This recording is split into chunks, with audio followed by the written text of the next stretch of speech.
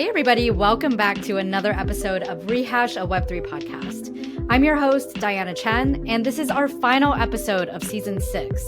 I can't believe we're wrapping up season 6 already and also wrapping up the year. We have some fun new plans in store for the new year that we'll be sharing over the course of the next few weeks. So make sure you're following us on socials at Rehash Web3 and subscribe to us on Substack or Mirror to make sure you don't miss an update. Today, we have Dan Hunt joining us from sunny Costa Rica to talk about deliberately developmental organizations, how we can help individuals within an organization grow individually while also growing together, and some practical strategies for overcoming common challenges faced in decentralized organizations. Dan is the co-founder of Foster, a collaborative organization for editorial and writing support, and also deeply involved in several other communities across the crypto and Web3 space, where he's helped facilitate the human and relational side of each organization. This episode contains equal parts theoretical and philosophical principles, as well as practical and actionable steps that any leader or member of an organization can take to strengthen the culture within their organization. Dan was nominated by Richie Bonilla and voted onto the podcast by Steph Alinsug, Fifth World DAC, and Richie Bonilla. So without further ado, here is my conversation with Dan Hunt. I hope you enjoy it and have a fun and safe holiday season, and we'll see you back here in the new year. Hey, Dan, welcome to our final episode of the season. I'm so glad we were able to get you in before the holidays. Thanks for having me. I'm super excited to be here. So I want to start with actually your nomination on Joke Race. When Richie nominated you, he wrote this super nice blurb about you. And I think it really encompasses a lot of the work that you've done and who you are. And so I'm just going to read what he wrote. In the nomination, he wrote, "In my opinion, Dan is doing some of the most meaningful work on how to build organizations that can actually decentralize the influence and power that govern them. His work centers on the humans in his organization, their stories, and their personal journeys to seek out their own individual truths, and by extension, the truth of the collective at any point in time." So, first of all, I mean, what a rave review and what a nice little blurb from Richie. I want to dive into each of those components that he highlighted there. But maybe just to start us off, could you just tell us a little bit from all of your time managing and facilitating various organizations, what have you observed to be some common threads of challenges or obstacles that all organizations seem to face? Yeah, there's so many, and it's such a huge topic, obviously, the way that we organize and gather. But the core issue that sort of drew me to Web3 and to DAOs are communities being captured in one way or another, and someone in a community accruing sort of outsized power, and then that power being abused in some way. And a lot of people talk about catastrophes and cults where people are like extremely abusive and manipulative. But I actually think that the problem is more pervasive and subtle in most cases, in the sense that I've just seen in New York City, being there for almost the last decade, so many just casual communities, friend groups, interest groups, et cetera, be sort of subtly captured in being overweighted by someone's story or perspective or direction on that organization. And so this pattern plays out in most groups where like a community starts really from a cultural source, from this alignment around some perspective or interest or shared goal or objective. And then over time, what starts as this very bottoms up and emergent thing becomes valuable in one way or another, accrues social capital or accrues the potential for financialization. And then at some point, someone, usually the people who started the community in some way, take advantage of that opportunity. And then the community sort of degrades as it moves away from its cultural source and its cultural truth. And so this cycle has been as old as time, or as old as money, maybe. And so that's really kind of what drew me to the space and thinking about how do we create sustainable communities that don't become captured, whether subtly or more overtly, and that continue to honor the sort of cultural collective intelligence that founded them, and perhaps even build on that collective intelligence over time. And so what's really interesting to me about Web3 Rails and what they potentially create for communities is this ability to harness a fuller collective intelligence from a group of people by having more perspectives, more voices, and more decision-making power sort of distributed among the group. So yeah, that's the core pattern that sort of drew me here. And that I think that while we're far way away in many ways, is inevitable for Web3 to play a part in addressing. It's so interesting that you started with this people overtaking an organization with wanting power or wanting money, whatever their motives are. And a lot of times, too, people don't even realize they're in a cult or that they're being taken advantage of or that there is somebody who is leading in a way that's not conducive to the entire organization. So I wanted to ask you, what are some of those subtle signs that people in any organization can look out for to know if they're following a leader who is working for the collective good or if they're following a leader that's perhaps trying to capture the organization for their own personal gains? Yeah. So there's a more pragmatic answer, and then there's like a deeper philosophical or even spiritual answer. The first is to follow the money. That's like the sort of canonical advice if you want to really understand what's happening in an organization, because often when power is being abused or overweighted, it comes along with money in some way. If not financial capital, then follow the social capital. I'm familiar with a group that was started by a musician who has sort of over time increasingly favored his own music over others. And you can sort of see that by paying attention to the ways that community's power is channeled towards his own gain. And then at the deeper level, you can look around, and this is kind of gets into the cult and social emotional stuff, which is like, are the people in the community becoming more like themselves or more like their leader? And it's always some of both, but like the cult telltale sign is if someone's sacrificing themselves, their own needs, desires, and self actualization, if you will, in favor of serving or becoming like a leader. And so that often has this obsessive socialization that happens where people take on the habits, beliefs of the leader of the organization or the person who maybe is abusing the power. And that's a way that power is abused as a worldview authority or spiritual authority. And this can be really challenging because it's nuanced. Like, obviously, as we hang out, we're the sum of the five people we spend the most time with. So it's normal for us to become more like the people we spend time with, but to an extent. And in the groups where there's outsized cultural, social, or influence in one person, everyone's adjusting themselves towards them versus towards each other. There's this very hierarchical cultural structure that happens. And I don't think that that's best for the people in the group. The core question that I'm inhabiting in my career really is like, how do we become more ourselves together? And the two sort of negative attractor points in groups are people becoming more themselves alone, which is a lot of the story of hyper individualist consumer capitalism, and then becoming more each other together, which is the story of cults and the story of communism in many ways, and the story of different groups that don't value pluralism or the individuality of each group's member. So I'm wondering how that plays out in practice, right? I think so much of what we're talking about here is really subtle and really nuanced because, like you said, we're typically attracted to people or to groups that are similar to us in some way that we can relate to. So then, if I'm already joining a group that I have shared values with, shared ideologies with, then it's really easy to fall into that pattern of groupthink. And there's various levels of that. And there's groupthink that is a lot less damaging than other types of groupthink that can be a lot more harmful. But in practice, if you're a leader in an organization or if you're a community manager or a facilitator of some sort, what are practical things you can do within your organization in order to foster this individualism, but also this, how did you put it? How did you just put it? There's like the two sides of Yeah. the coin. Yeah. Becoming ourselves together. Like, how do we maintain our Right. individuality while spending time with each other and supporting one another? Exactly. Yeah. And there's a bunch of practices. And, one that you're familiar with because of our work together in the Hats DAO is peer coaching. And I think that the philosophy that we teach with peer coaching is really helpful for sort of grasping how we support one another without impeding on one another's individuality and individual choices. And so the peer coaching practice that we teach is that everyone in our organization at any given time has a peer coach, another member of the organization that is meeting with them once a week to help support them in their own choices, directions, challenges, problems, opportunities.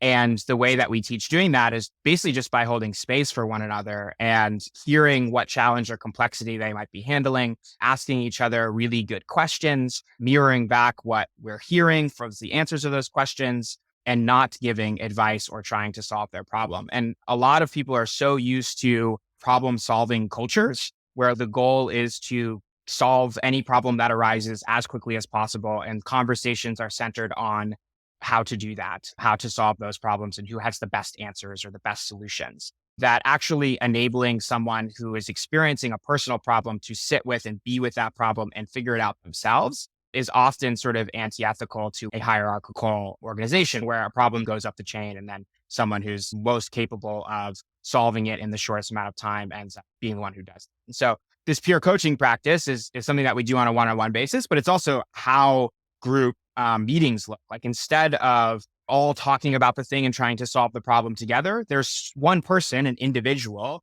who maintains their individual ownership of that problem while other people support them in their exploration of the problem. And that's very different than, how a traditional organization works. And like you said before, it's very subtle, the difference. But an example that I can give you that I think a lot of people will be familiar with, which is when someone sort of lobs something in the middle, is an example of, especially in DAOs and decentralized environments that aren't all that sophisticated yet.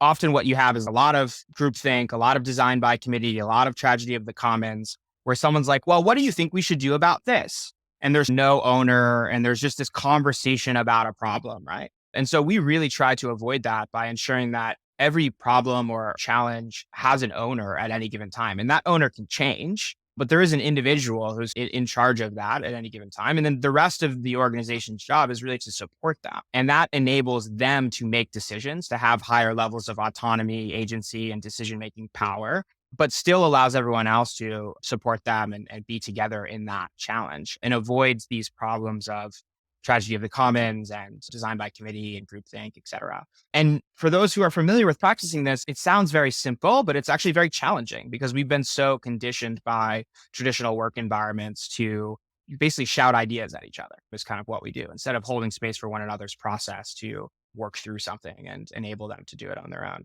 Yeah, that would be the one practice that I would share. I think that makes a lot of sense. And I think, in an ideal world, we would all do that. But I think a lot of what happens is that people form these ideas or their own biases towards other people in the organization. So over time, maybe I step up and say, I'll lead the content and marketing efforts for hats, for instance, and say, I go ahead and take charge of that. And then I bring my ideas to the table, and they are just awful ideas, terrible, and it's impossible for anyone to support me.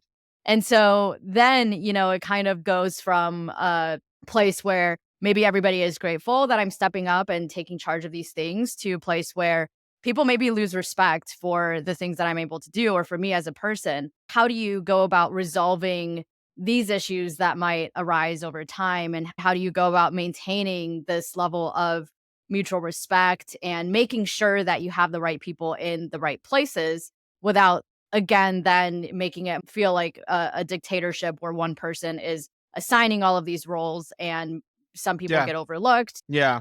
Yeah. So it's challenging. And that does happen, right? Where someone has a misappraisal of their own capabilities or of a subject matter expertise and writes a proposal that isn't coming from a place of understanding, whether that's contextual or just like from life experience. And the way that I think about it is that our job is to hold up a mirror to that person so that they can see themselves more clearly, not to tell them what is right or wrong about their proposal.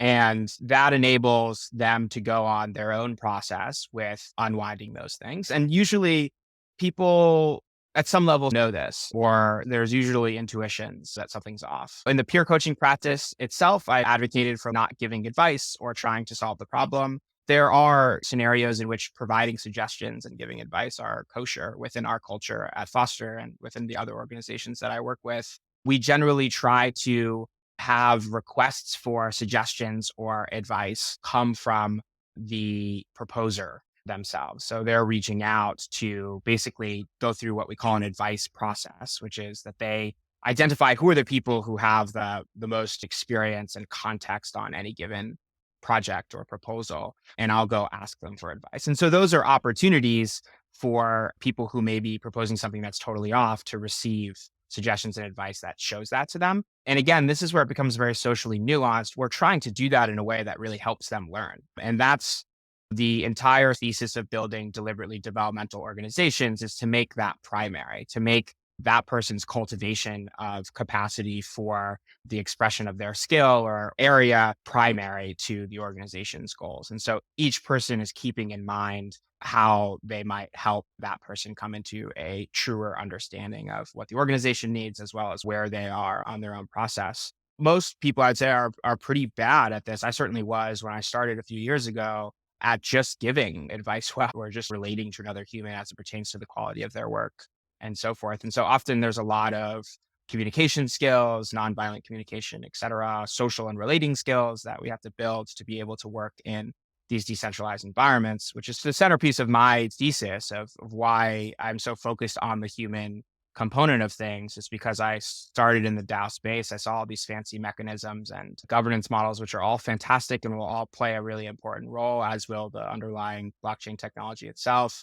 But clearly, we have to meet that with social, emotional, and relational skills as well. And so we really focus on developing those. And that entails showing up in these peer coaching containers, relating and communicating with each other in these sort of more mature ways, and overall learning how to support one another wherever we might be in our individual journeys, becoming a designer, becoming a leader, becoming a writer, whatever that skill or truth might be about where we are in our careers, or where we are as people. Do you have any resources that maybe you've learned from yourself that you can refer other people to? Because I totally agree with you. I think a lot of people in the crypto and blockchain space, especially, come into this space from a more technical angle or from a more financial angle, and are attracted to the more complex problems outside of the I guess that's not the right way to frame it, because I think human problems are probably the most complex problems, but they're attracted to these complex,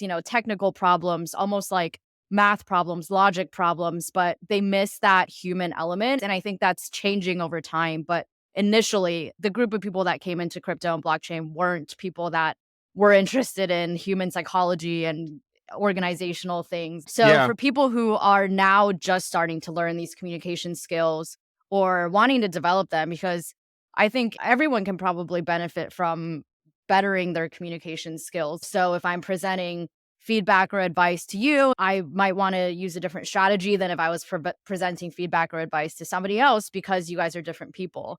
And that's something I've personally struggled with, I know, is that I have a more direct and blunt communication style. And I know that there's a way to exercise that communication style without coming across as potentially aggressive or harsh. And I think that is like very subtle skill that I've been trying to develop for my whole life and I'm still working on developing. And I think everybody probably has their own thing like that. So I'm wondering if you have any resources you can point people to help them along in this journey. Yeah, and even before that, I'll just acknowledge, I think your observation of the origin story of the space is really important. A decentralized autonomous organizations, right, carries a particular narrative and a particular emphasis on engineering and technology. And I think what we're really seeing right now in the space is the ways in which that hasn't worked for us, and a correction response to that. So even I'm in Costa Rica right now, and I was at MetaCamp with the Meta Cartel friends just a few weeks ago. And just compared to 2 years ago, the emphasis on the human element of DAOs is tremendously increased. And so it's really great to see that progress. Before I share resources, I will caveat them by saying I think they're outdated. I think we need new works, but the canonical texts and conversation you can follow, I would give two books. One is An Everyone Culture by Robert Keegan, who is a Harvard developmental psychologist. He has written a lot about deliberately developmental organizations, and he specifically covers Bridgewater Associates in that book, which is Ray Dalio's fund, and really emphasizes human development, the full spectrum of intellectual, social, emotional, personal development in their organization. Now, there's a lot of issues with Bridgewater, and we won't go into that, but it's a very interesting example nonetheless. So, An Everyone Culture. And then the other is reinventing organizations, which also combines spiral dynamics, which is a stage theory of psychological development, also with many issues of self-organizing teams. And it gives a bunch of examples of, a nursing company, for example, I want to say in the Netherlands, like changed from being topped down to each little location's nursing group being self-organizing and deciding on their own clients, their own logistics, and their own time spent with each patient, and saw their results just like absolutely skyrocket. And so reinventing organizations is also a good book. I would say those are the two that are most common to jump into the conversation. And just to frame it, the way that I think about deliberately developmental organizations, which really needs a new name, it's a mouthful, but that's the best we have right now, is the deliberate cultivation of individual capacity for psychological, emotional, social, and intellectual complexity. And so I think of the growth journey for individuals as expanding our capacity for complexity. And how this relates to decentralization is that decentralization introduces complexity. In a decentralized environment, when you go in to have more decision-making power per person, that introduces communication complexity, it introduces social and emotional complexity, it introduces narrative complexity in terms of coming into shared narratives about who you are and what you're doing, which you see in lots of DAOs. And so deliberately developmental organizations just prioritize everyone's cultivation of complexity. And I think that this is essential to decentralization so that we can meet those more complex environments with new skills. And that's sort of the basis of the work that I do with Foster and also with other organizations, is designing rituals, processes, ways of seeing and storytelling that help us all cultivate our collective capacity so that we can manage more complex decentralized environments and ultimately harness a fuller collective intelligence from having all of our perspectives. And if you think about this in contrast to a traditional hierarchical organization, essentially what a CEO is paid a lot of money to do is to handle a compression of the organization's complexity, right? The most complex and challenging decisions rise up to the top, and the CEO is in charge of keeping a point of view that holds all of the complexity of the organization, their fundraising timeline, the people and their relationships with each other, the product and how it meets marketing, et cetera, right? That CEO is in charge of holding all that complexity and then making decisions from that place. And so when you decentralize that decision making, you are spreading out that complexity, and the net complexity rises because you previously had it in one person, and the amount of complexity that each person has to handle to have the context necessary to make good decisions ultimately goes up. Even in representative democracies, it goes up a lot to have to make those decisions as to who the representatives are, et cetera. And so, yeah, that's sort of how I think about it and conceive of the work.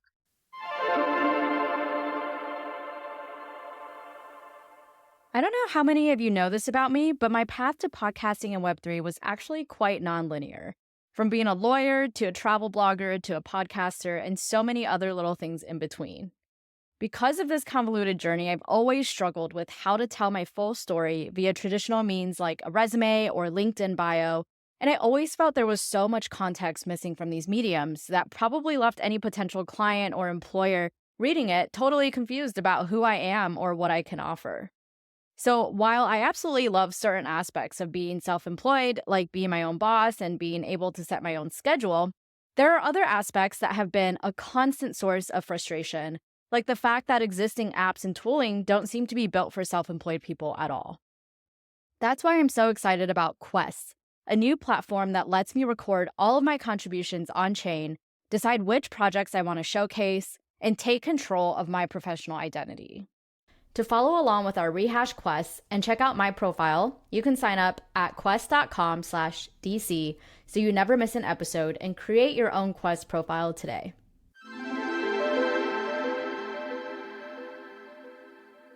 So within deliberately developmental organizations, is there a framework that's already been developed, or have you personally developed a framework of perhaps key characteristics that an organization should have to fit within this framework in order to harness this collective intelligence? Yeah.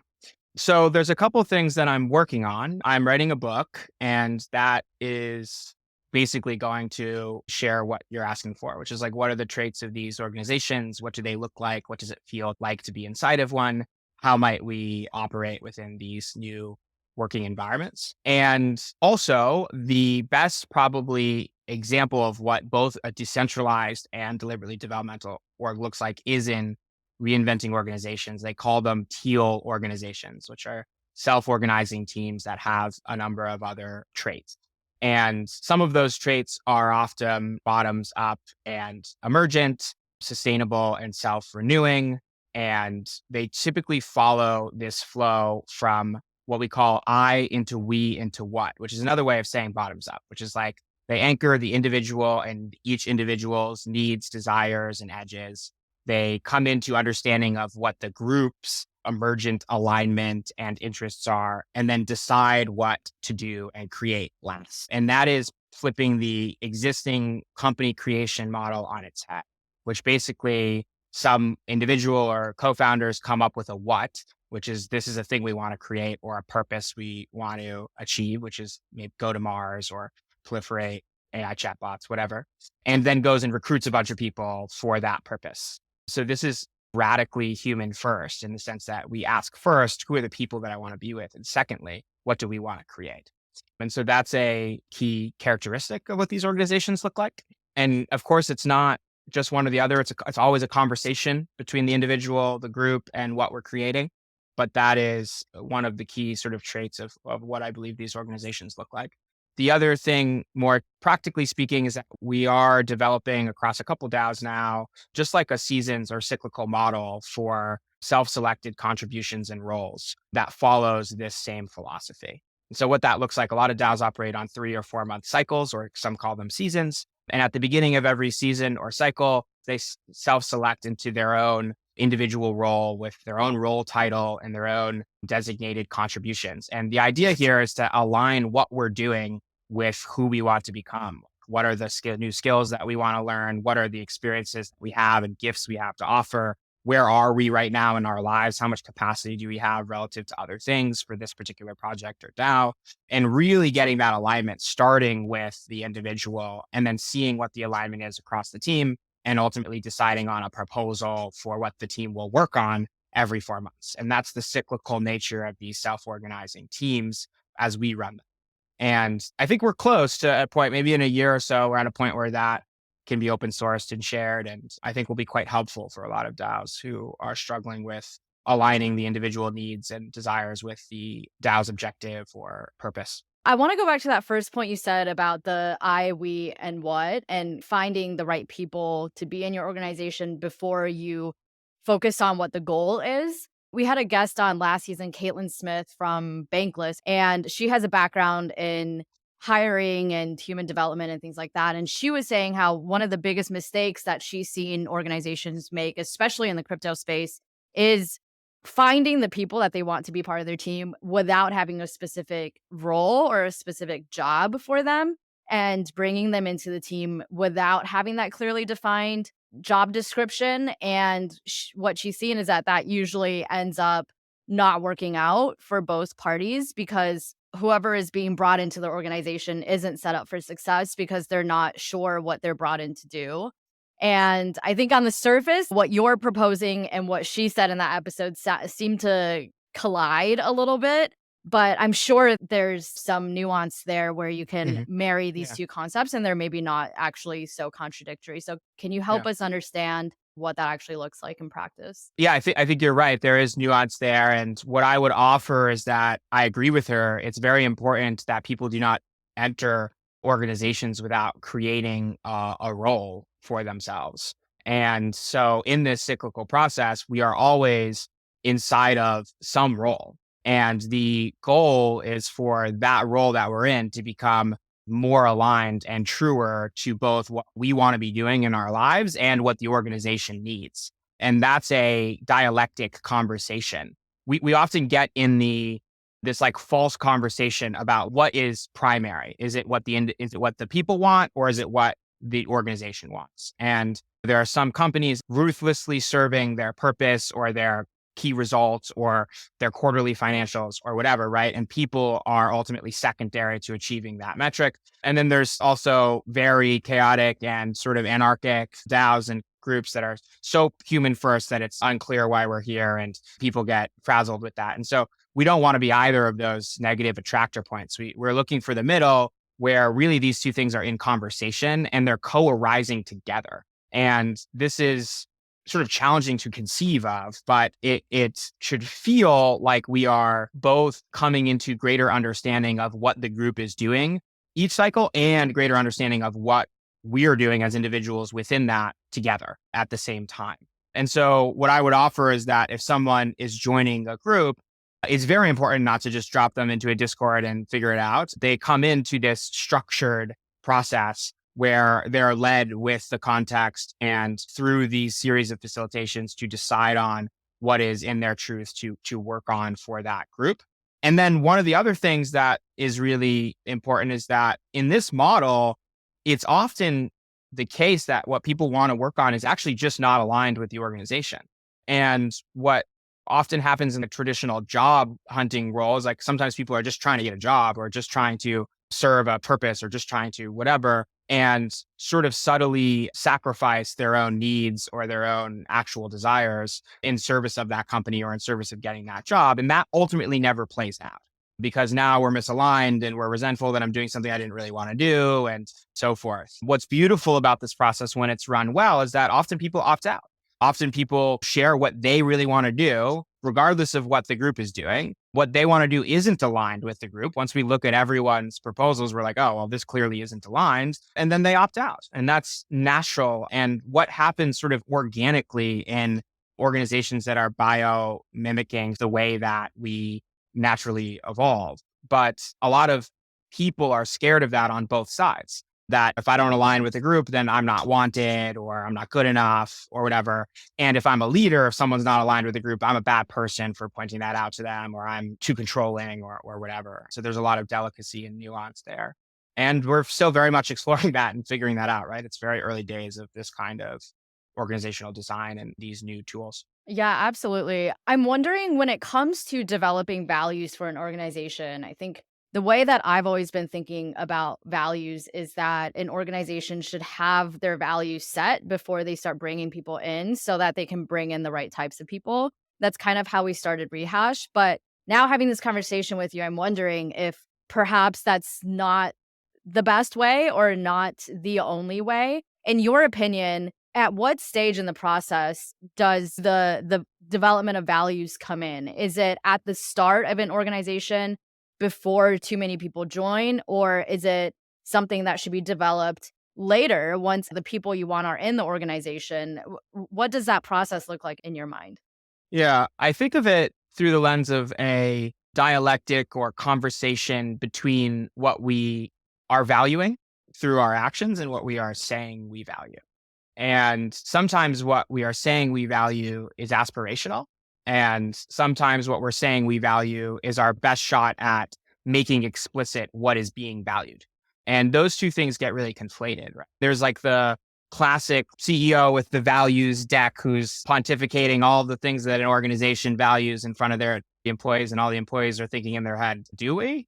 And that is so common when there's this disconnect between what we're saying we value and what we actually value. And so I think that the framing that I have, regardless of which gets introduced first, is that they're in conversation and that we're closing that gap over time. Is that no matter what we're saying, that we're actually acting that way and what we're saying is helping us act that way. And that as we're acting, we're becoming more clear in how we're acting, becoming more aware of how we're acting and closing that. So I think it's totally fine to start with values, but also to hold them as always in process. Values are, I think a lot of people think of them as like, okay, we're going to set our values day one. It's like the Constitution. Our values are never going to change. And we will only find people who adhere to these values. We're a values-based communities, et cetera. And I think that's just not true to like how evolution works. I think we're constantly changing. As human beings, we're constantly changing as collectives. We're constantly changing as groups of people who are trying to achieve or create a thing. And so I think the question is, how do we change well? How do we develop well over time? And that I think happens by really doing the work to make what we're valuing explicit. And I'll give a shout out to a Web3 tool, which is Coordinate. I think a lot of people don't understand Coordinate in this way, but we use a peer-to-peer compensation model at Foster and other organizations that I work with. And really, the secret sauce to that tool is that by compensating each other, we're literally making explicit what we value. And that's both in terms of practical contributions, like a really great landing page that was built, but also in terms of the ways that we show up. If we really value kindness and someone was extremely kind this month, actually rewarding that with our money. And so I think that's an example of Web3 Rails enabling the increased legibility on what is happening inside of an organization so that we can work with that and evolve over time. And I think that's central to what is emerging or so what some of these new organizations are working. So to go back to the conversation, I think it can start either way. I think you could have a founder who says, hey, these are my values. I want to see if they align with you and like, let's create values together. You could just say, hey, I love hanging out with you guys. Let's see what our collective values are. But the key thing is that that's a process, always a proto-synthesis and not this constitution. Every constitution ends up becoming oppressive over time, and often to the person who created it, who thinks that they have to stay within the thing that they said 7 years ago. But they're a different person now, and they actually value different things, and that's the truth. And so how do we surface that truth and work with it instead of pretending it's not there? Yeah, it's a challenging thing, right? I think especially for founders or early members of an organization because you're putting in so much time and energy into building this thing from scratch that it becomes your baby. You become so committed to it. And I think too that, a lot of founders maybe have a bit of a stubborn bone in their body, which is what keeps them going and committed to the thing. And it's a good thing to have for a lot of founders, but also can lead to this issue of not being willing to pivot or not being willing to change and evolve over time. And it doesn't even have to be changing your values entirely. As I was listening to you say this, I was just thinking, for example, one of our values that we started Rehash with and still uphold very dearly is this value of diversity. And what that meant to us in the beginning was really just bringing more women onto the podcast as guests. And it's something that we've emphasized continuously over time, and our community has really been on board with, as shown through their actions, because we have roughly 50% of our guests on Rehash are women. And that's wonderful. But I think the next step, the next evolution of that maybe is looking at, okay, great. Like we've really focused on this one diversity metric and succeeded in that. Maybe it's time that we expand that. We do have 50% women, which is amazing, but our lineup is primarily still women from North America. So maybe it's time that we expand that to other regions of the world, to other demographics beyond that. And that is, I think, an example of evolving your values over time. Yeah. Yeah, that's really beautiful. And it's so wonderful that you've worked with that value explicitly and been engaging with it and watching and paying attention to it. And I think that that's the case for most values, that as we work with them and be with them and try to live with them, they will unfold into deeper levels of understanding and complexity, right? Even diversity is this incredibly complex thing that you can look at from a lot of different angles and a lot of different scopes and levels of abstraction. And so that makes sense to sort of unfold into greater and greater commitments and understanding of that. It's really great. One last question I had for you, as I'm hearing you talk about a lot of these strategies and tactics of growing an organization and growing that community, I'm wondering how these strategies or tactics or your framework applies when you're trying to scale that organization. So I think it's always easier to be focused on individuals and develop these one-to-one peer mentoring programs and things like that when your organization is small. But as you're growing the organization, more and more people come in. It just becomes more and more difficult to even know who all is in your organization. What has your experience been, and what are some of your learnings over time of different strategies or tactics to implement as you're trying to scale and grow that organization? Yeah. Well, I don't know the answer. I don't really know the answer to this question, but I'll say that it's possible that this new kind of organization that we're starting to approximate together from a lot of different angles is fundamentally incompatible with Silicon Valley blitz scaling.